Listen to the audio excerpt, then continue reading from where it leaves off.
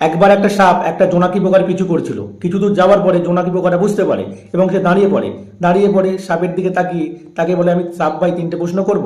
বলছে হ্যাঁ করো। বলছে তুমি কি আমাকে খেতে যাও? বলছে না।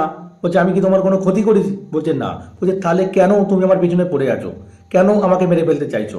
বলছে না, তোকে নিয়ে আমার কোনো সমস্যা নেই, তোকে আমি মেরে ফেলতে চাই না, শুধুমাত্র তুই যে চকমক করছিস, তোর যে আলোটা জ্বলছে, এটা আমার সহ্য হচ্ছে না। সাপ যে কথাটা বললো, এটা ইম্পর্টেন্ট কথা।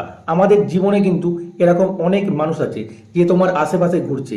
তুমি যখন খেতে পাবে না, পড়তে পারবে না, তখন সেই মানুষগুলো চোখে দেখতে পাবে না। কিন্তু যদি তুমি একটু ভালো কিছু খাও, একটু আনন্দে থাকো, হয়তো একটা চাকরি পেয়েছো, তখন কিন্তু এই আশেপাশের কিছু মানুষ আছে তোমার বাড়িতে কানে পিন মারতে আসবে, কিছু মানুষের বিষ ঢালতে আসবে, যাতে তোমাদের সংসারে অশান্তি লেগে যায়।